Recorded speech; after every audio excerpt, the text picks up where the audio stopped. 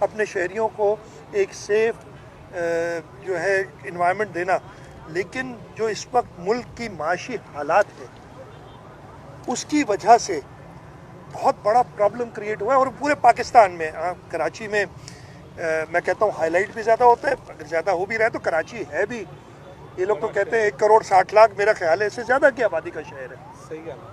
और इस शहर के अंदर आपको दुनिया भर की और कोई और शहर, पाकिस्तान तो क्या मेरे ख्याल दुनिया का भी ये बोस्ट नहीं कर सकता कि हर मुल्क के शहरी यहाँ मौजूद हैं। हमारे यहाँ जो अफ़गानिस्तान में सिचुएशन है उसका भी हमें भुगतना पड़ता है, बलूचिस्तान में जो मसला हो रहा है वो भी सिंध को भुगतना पड़ता है। ये सारे इश्यूज़ हैं जिसकी वजह से यस, लेकिन हम पहले भी लॉ एंड ऑर्डर मेंटेन हमने किया है। इस शहर को जब छठा सबसे 6th most dangerous city in the world कहा जाता था, तब भी हमने उस पर स्टेप्स लिए और अब वो 125 या 130 हो गया था।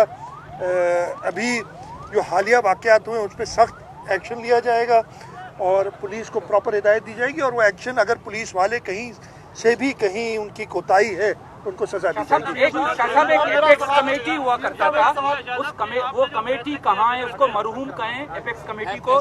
ऐसे हालात होते थे, एपेक्स कमेटी का बाकायदा इजलास बुलाया जाता था और सरकूबी के लिए बाकायदा इक़दाम उठाए जाते थे। आप याद रहे कि गुज़श्ता दिनों इज्तिमाई स्ट्रीट क्राइम्स का एक वाक़या पेश है, 100 लोगों को एक साथ जो है ना वो उनको लूटा गया है। तो इस नोयत की अच्छा, अब मैं सवाल, सबसे पहले एपेक्स कमेटी तो पूरे मुल्क में बनी थी ना, बनी क्यों थी? National action. अब आप लोग सवाल तो कर देते हो, मैं बहुत माजरत के साथ बैकग्राउंड देखते नहीं हो। बनी क्यों थी apex committee? National action plan बनाया था 20 नुकाती, उसके तहत उन्होंने कहा कि सूबे एपेक्स कमेटी बनाए। सिंध सूबे ने 26 मीटिंग्स एपेक्स कमेटी की किसी और सूबे ने नहीं की।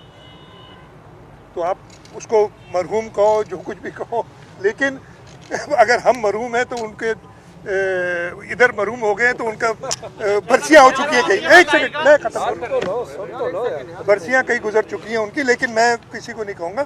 और नेशनल एक्शन प्लान के ऊपर हुकूमत ने अपना पूरा व्यू चेंज कर दिया, उसको 20 से घटा के 14 किया, सूबों को बिल्कुल निकाल दिया तकरीबन। ये सारी चीज़ें हुई जिसकी वजह से वो एपेक्स कमेटी का निज़ाम ही थोड़ा वीक हो गया। उसके बावजूद पिछली एपेक्स कमेटी हुए उसके 3-4 महीने हुए और हम जल्द करेंगे इन चीज़ों के लिए भी। और इवन अदरवाइज एपेक्स कमेटी बनी थी नेशनल एक्शन प्लान के 20 नुकात के लिए। उन 20 नुकात में स्ट्रीट क्राइम कहीं नहीं था, लेकिन उसके बावजूद हम ये चीज़ें भी डिस्कस करते थे इन चीज़ों में। और एक और भी आपकी सवाल था, नहीं यही था।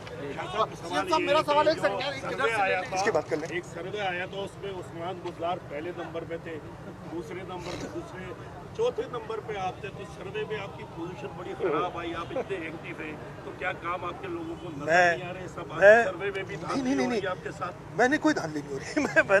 मैं आपको बताऊं, मुझे और मेहनत करने की जज्बा पैदा होता है इस चीज़ों से। अगर मुझे पहले नंबर पे करते शायद मैं थोड़ा सा कंप्लेसेंट हो जाऊँ, कंप्लेसेंट यानी मैं सुस्त हो जाऊँ, ढीला हो जाऊँ। ये तो अच्छी बात है यार, मुझे चौथे नंबर पे किया है, मुझे पहले पे पहुंचना है। अगर नहीं करेंगे तो खैर है, मैं वैसे ही काम करता रहूँगा, तो वो नंबर को छोड़े। जी कामरान, कराची में लॉ एंड ऑर्डर की सूरत हाल सबके सामने। मेरा सवाल ये है कि क्या कोई ऐसी फोर्स बनाने की तजवीज़ ज़ेर गौर है? जैसे माजी में ईगल स्क्वाड था या लाहौर में डॉल्फिन फोर्स है, कराची में कोई ऐसी फोर्स नहीं है, सिवाय थानों की पुलिस पर ही इंहिसार किया जाता है। तो क्या कोई ऐसी मैंने एक पुलिस से कहा है कि अपने तजावीज़ लेके आएँ और जो भी इस करंट सूरत हाल में हैं उनके तजावीज़ वो लेके सामने पेश करें और हम देखें आज क्या फैसले होते हैं उस सिलसिले में।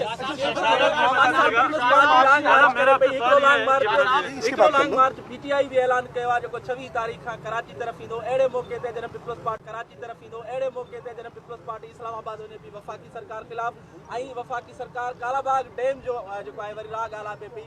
इन लॉन्ग मार्च खे तव्हां कीअं था ॾिसो? सबसे पहले तो हमारा लॉन्ग मार्च बहुत पहले से अनाउंस हमने कर दिया था। चेयरमैन साहब ने 2 महीने पहले बताया था कि मैं जाऊंगा लॉन्ग मार्च पे इंशाल्लाह ताला। और मैंने इस लॉन्ग मार्च की वजूहत जो है ऑब्जेक्टिव वो भी कई बार बताएं। ये कहना कि मुझसे हमसे सवाल ये होता है कि हुकूमत गिर जाएगी आपके लॉन्ग मार्च से। इस लॉन्ग मार्च के ज़रिए हम जो लोगों के मसले हैं, जिसमें मैंने हमारे अपने सिंध सूबे के लोगों के मसले हैं वो भी बताएं, जिनमें आपने एक जिक्र किया कि कालाबाग डैम को दोबारा, मुझे बड़ा अफसोस हुआ, मुझे अभी पता पक्का नहीं है, मैंने टीवी पे एक टिकर ज़रूर सुना था एक शख्स का जिसका, नहीं भाई, एक सिंध के शख्स का मैंने एक देखा था कि कहा गया था कि कंसेंसस पैदा करेंगे। पहले भी किया था मुशर्रफ के दौर। ये कंसेंसस पैदा नहीं होगा भाई, 3 असेंबलियाँ इसके खिलाफ वोट दे, हमारी असेंबली 3 बार एटलीस्ट कर चुकी है इसके खिलाफ रेजोल्यूशन।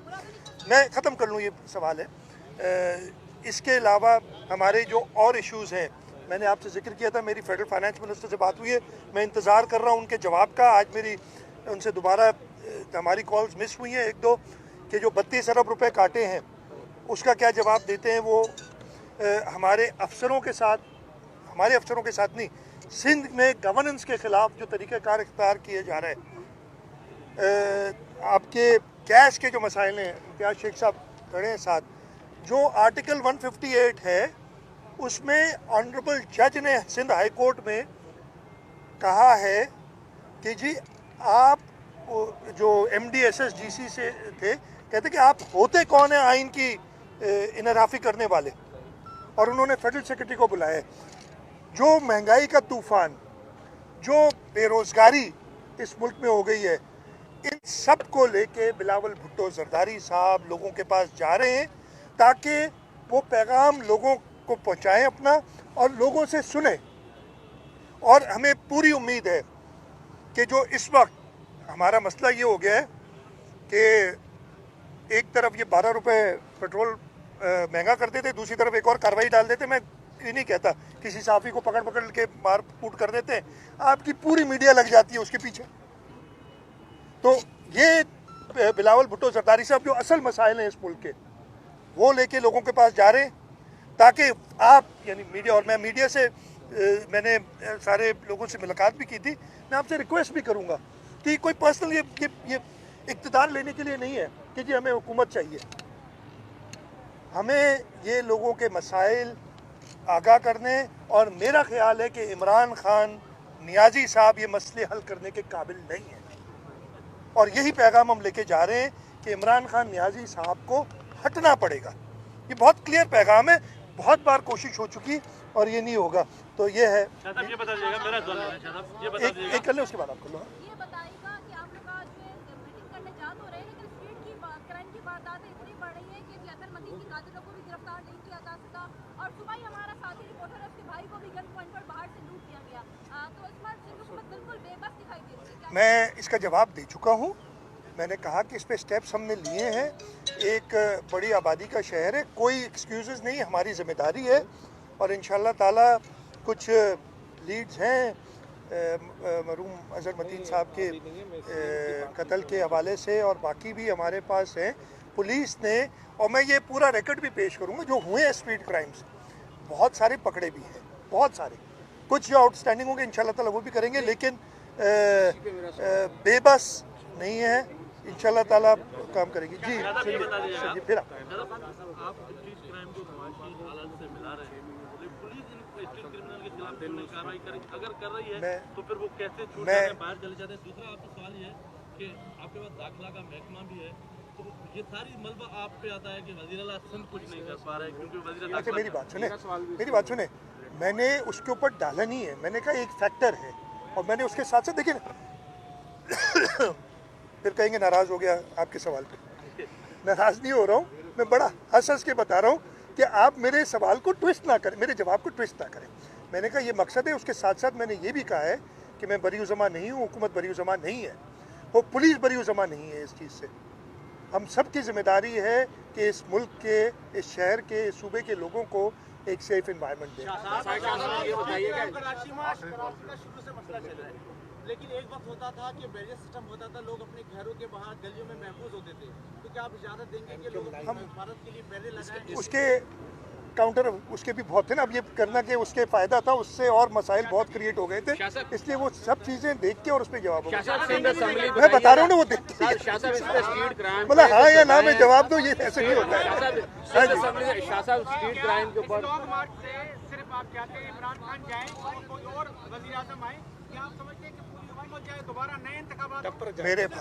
मेरे भाई देखें, हम चाहते क्या हैं, हम क्या चाहते हैं कि अवाम की आवाज़ हुक्मरानों तक पहुंचे कि असल मसला ये है। असल मसला ये नहीं है कि किसी ने टीवी पे ये कह दिया और उसको पकड़ के अंदर कर दो और कानून चेंज कर दो। एक रिग्रेसिव, पता नहीं आप लोग बर्दाश्त कर लेते हैं, हमसे बर्दाश्त नहीं होते अभी इस टाइप के रिग्रेसिव कानून।